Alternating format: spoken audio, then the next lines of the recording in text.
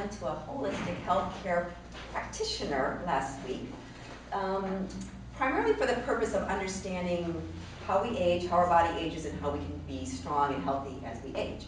And he said the number one thing about hip fractures is that most people, when they fall and fracture their hips, they're not falling forwards and they're not falling backwards, they're falling sideways. Usually you're losing your balance, you're falling sideways. So the three most important muscles to support your hips in those kind of movements is your gluteus muscles, and there's actually three of them. There's the gluteus maximus, the biggest muscle in your body, the minimus, and the medius. So we're going to work all three of those today. So I want everybody to be facing me like this. So your chair is off to the side of you. Okay? So I will mirror you. I'm going to do the opposite foot. So I'm going to mirror you. So I'm going to say the left foot comes up first. Okay? So what we're going to do is we're going to go up and down, flexing that left foot.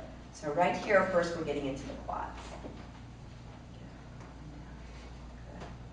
And then bring it back. Now we're going to go out to the side. So it goes out to the side with the foot flexed. So there we go. We've got the gluteus muscles working. Your hand can be on your hip, or even you can just feel that if you're lifting up, you can feel that muscle get engaged. All right, now this is a tricky one because there's three different muscles, so we have to do different movements to get into the angle of each one. So now when we're out, I want your toes to be down and your heels to be away, and then you come in and you almost like cross over in the front.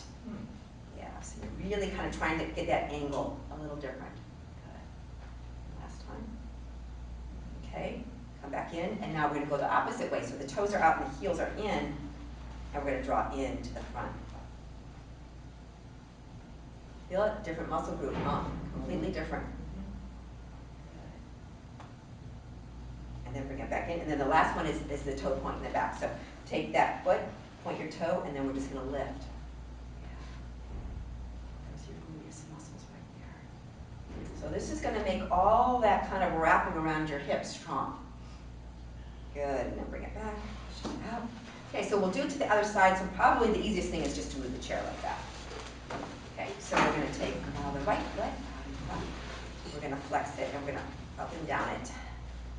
Up and down. So now we've got the quad in the hip flexor action. Okay. And then when we come back in, we're going out again, and the foot is flexed.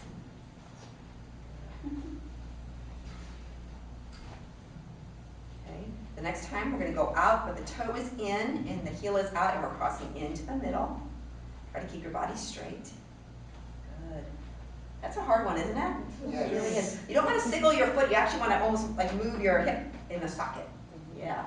Come back out. Oh, let's take a rest first. Okay. And then the last one, the heel is out, the toe is, the heel is in, the toe is out, and we're crossing in.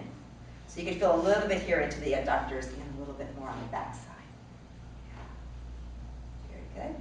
And then when we come back, the toe goes pointed in the back, and then it's just that little bit of lift. We're up and down a couple times.